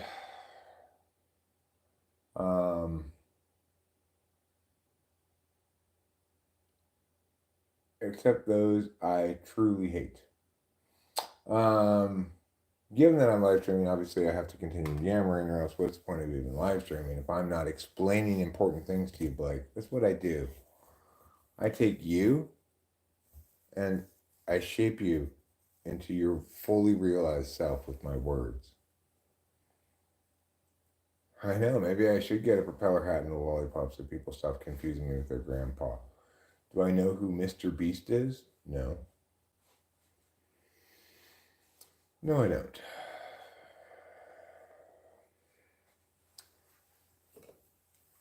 I don't particularly feel inclined to answer that question. Bingleton, Coochie Smith, Mr. Beast, ENTJ. Well, good for him. I'm sure he's very busy doing very many important things. No, don't think so. I don't watch typology community shit at all, you know. I watch stuff like spooky videos caught on camera.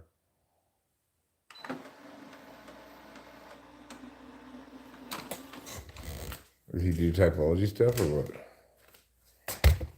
Mr. Beast. He has horrible face hair and dead eyes. Huh.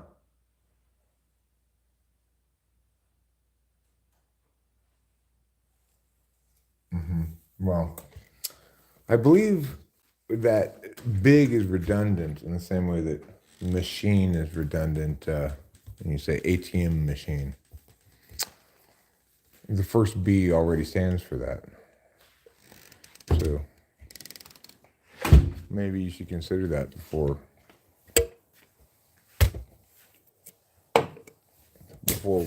wantonly making words that have inadvertent redundancies.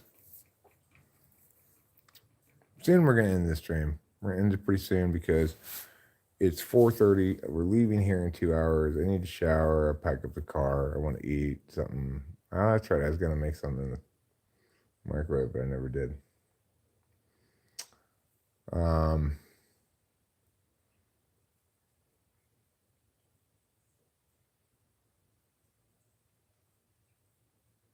I'll check the directions, see exactly how long it's going to take to get there, but I figure if we leave at 6:30, if we get there a little early, go through in and out, maybe leave at 6:15 so we can make sure we have time. In and out can have quite a long line sometimes.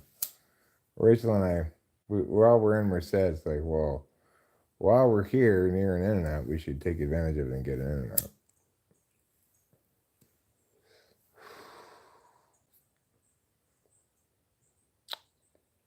Because who doesn't enjoy in and out? In and out. In and out. That's what a hamburger is all about.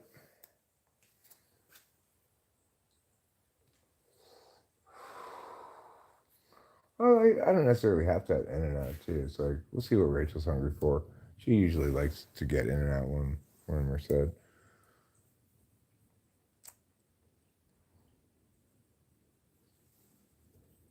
But she may not even want to go. That's possible too.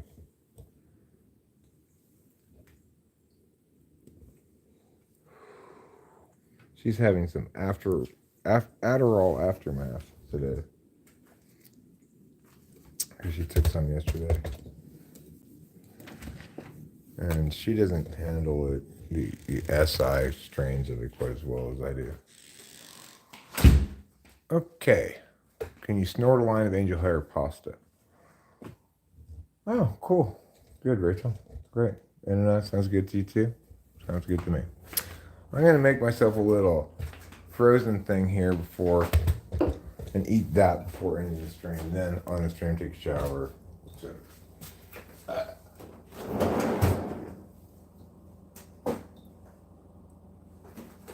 yeah, I've got sweet and sour.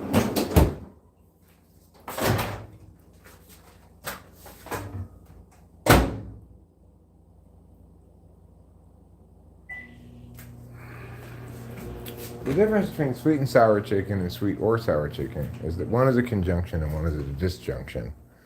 In the latter, you only need the chicken to be either sweet or sour for its name to be true.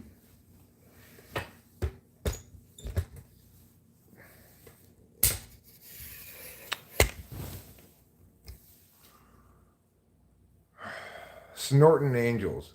What a lot of people don't know is if you get up close to an angel and you smell their BO, it gets you high. So there's been a little bit of a run on angels lately because people want to gather them together, smell their angels. Like, whoa. They're kind of like those toads you lick, right? Those toads you lick, they have the misfortune of being drugs, so people are going to try to find those toads and lick them all the time.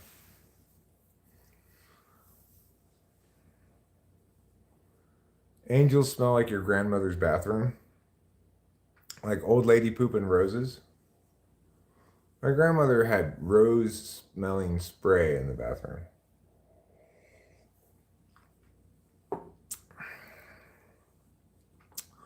Old lady pooping bright red roses. Smell like grandma's bathroom. All right. So we are winding down. We got a sweet and sour chicken to eat in a few minutes. And that's going to be just absolutely, I am sure, an exotic trip to the Orient on my flavor palettes. It's in my mouth. That's where I keep my flavor palettes. Now that Rachel's up, when I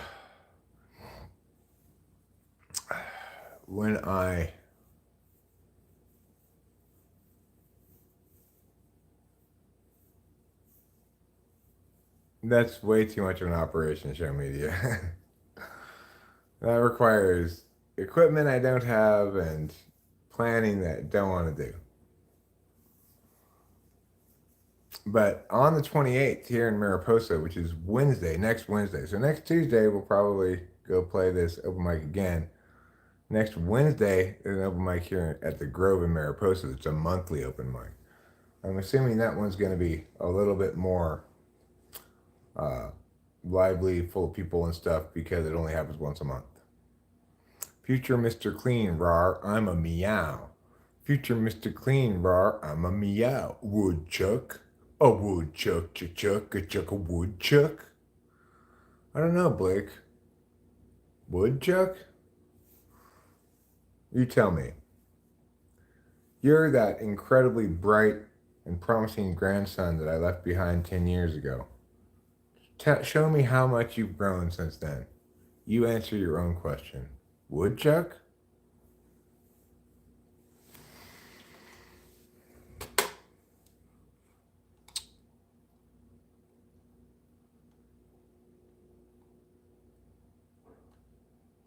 Outcast was right when he said, hey, y'all. Hey, y'all. You know what song I like a lot is Let's Get Retarded in Here. You know that song by the Black Eyed Peas? It's really good.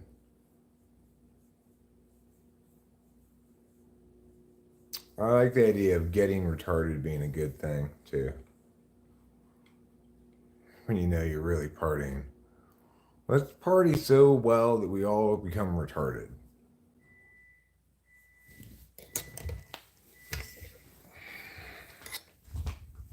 But yeah, they take the tune of that and part of that song, and then they change the words and they rap over other parts of it. It's way better than the original.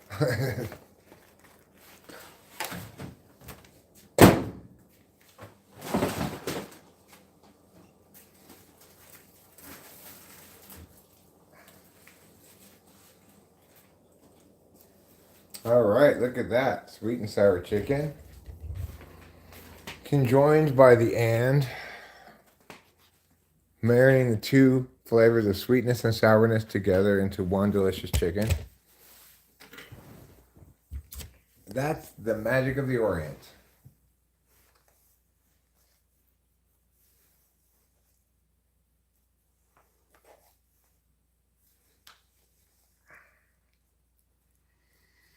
I think Baby No Money is pretty good. You know, it's like, of all the new things I find and I check out a few tracks by this artist, a few tracks by that artist, nobody except Johnny achieves what Johnny achieved, which is like that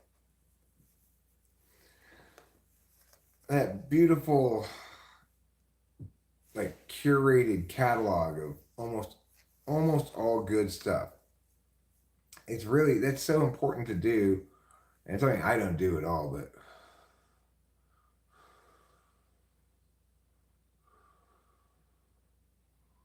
Yeah, Blake's my grandson, fly guy.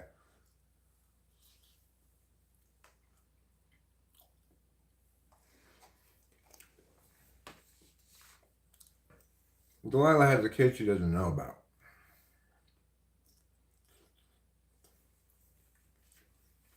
Well, I put the rice on top of the chickens to moisten them. Because, like, sometimes if a chicken wasn't in the sauce enough or whatever, it gets dried out.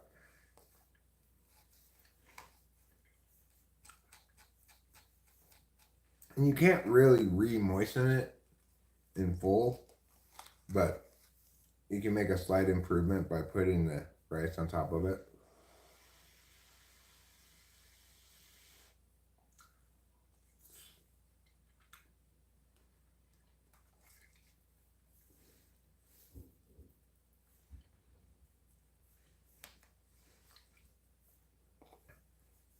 Because in this dish, Ruben, rice is the moistening agent.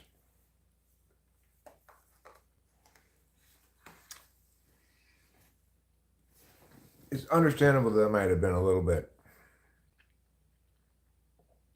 not easy to pick up on because that's kind of counterintuitive. Normally, rice is the absorbing agent, right? Not the moistening agent. But in this dish, the rice puts on a different hat than it usually wears.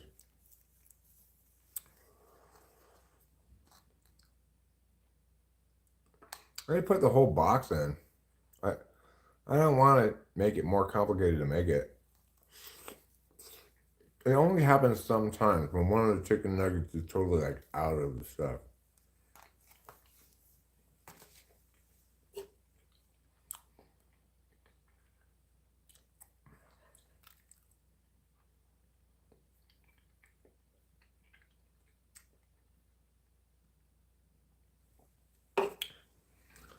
I don't think I eat my least favorite stuff at all. If there's any part I don't like, I just don't eat it.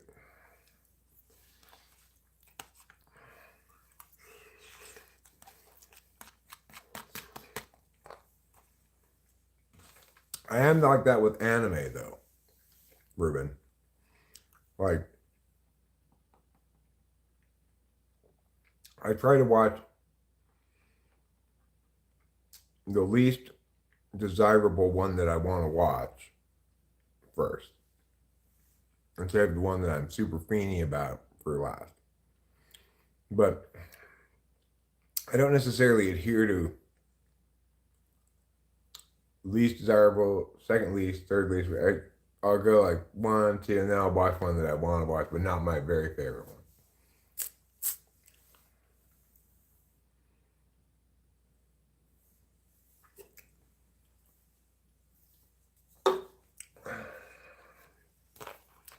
Oh my god, this week's Apothecary Diaries was so good. It's such a good cartoon. I can't believe how good it is. It keeps blowing my mind.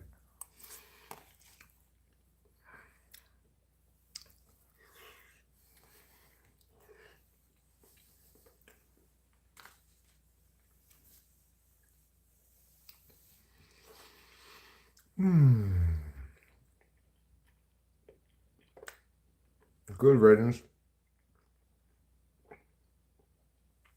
It's not really like Funimation's shutting down. It's that they sold all the rights to stuff that they had to Crunchyroll. They're like, okay, we're gonna lose to Crunchyroll, so we might as well just be Crunchyroll.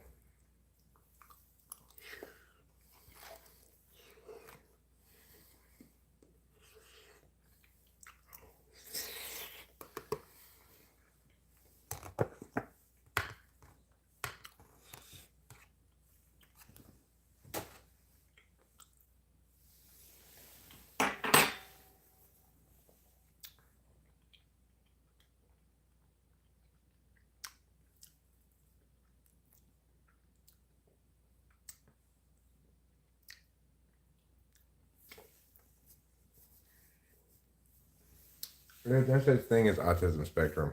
It's bullshit.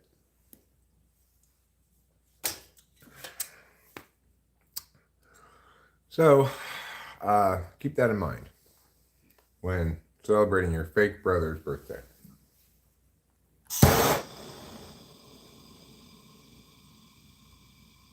Okay. Wasn't it 2 days ago that she died? I'm going to pull a rip for Bronco. Okay, I will. I'll pull a rip for Bronco.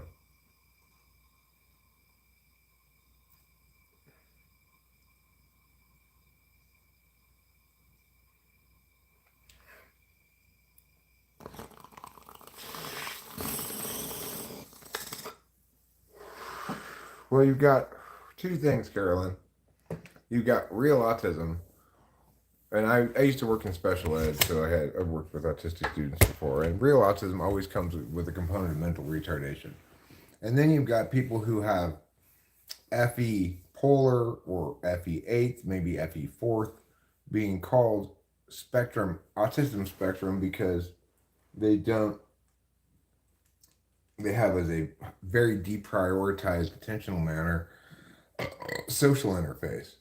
So they don't do things like make eye contact, right? And then they get told they're on the spectrum. It is true that people who are autistic have, as one of the symptoms of that, a great deal of difficulty with social interfacing.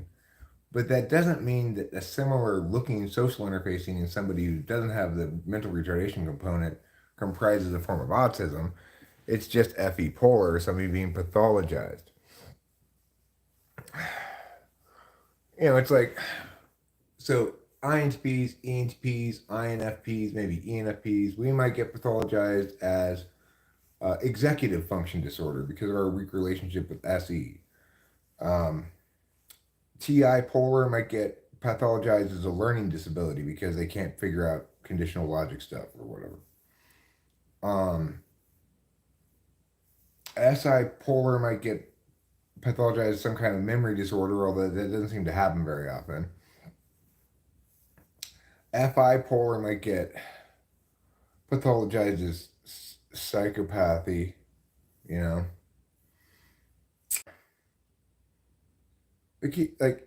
Action types get pathologized as ADHD. Things that have to be diagnosed with a checklist, and if you check off 6 or 7 of these things, then you qualify as that thing. Those are not real things, okay? ADHD, autism spectrum, it's just complete nonsense. It's just FE people going, your FE's so bad, there must be something wrong with you. Yeah, there's something wrong with them. They're FE polar. That's why they have such poor social interface. But that doesn't mean that they've got a pathology of some kind, a disease, something that needs to be fixed, a disorder. It just means that's where their weakness is. Everybody's got their weak spots. That's where theirs is, you know?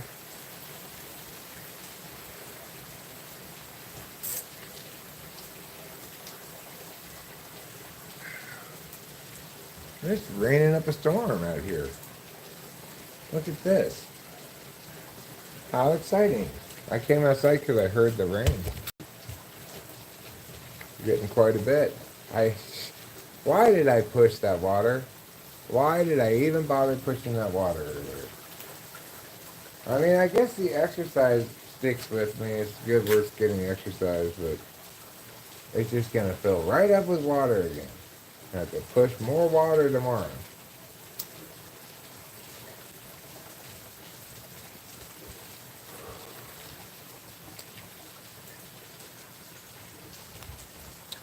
I like pushing water. Yes, I like pushing water. I'm gonna push water every day.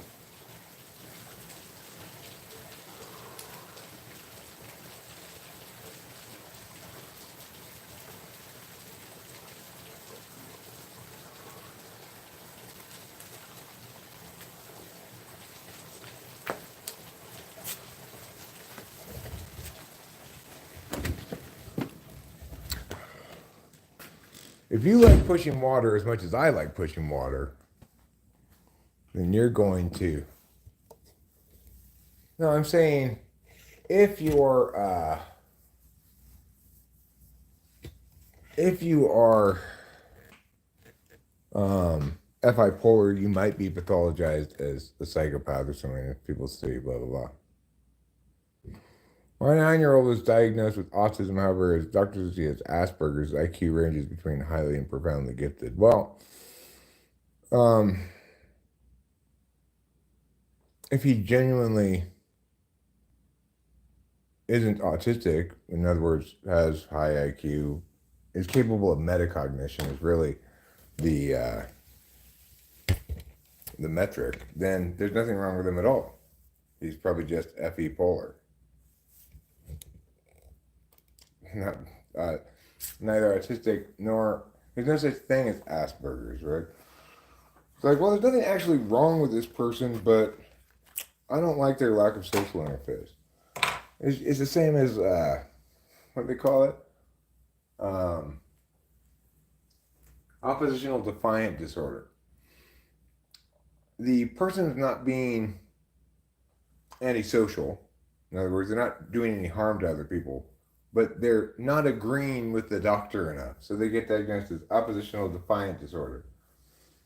It's just insanity. We don't need these diagnoses for things that are within the range of normal for people. They're just horrible labels. How about they call it autism spectrum? But it's like there's no more an autism spectrum than there is a Down syndrome spectrum, right? Yes, there are people who have worse or less bad cases of Down syndrome, and then there are people who don't have Down syndrome. Autism works the same way. That was the telephone company confirming the install for tomorrow. Okay. So I am going to wrap it up. A GATT, wrap it up. Thanks a lot for being here. I will probably start a stream again when we're in Merced. Certainly, if we don't stream at the open mic, then I will make videos and upload them when I get back. So, thanks a lot for being here, and don't forget to eat plenty of cheese.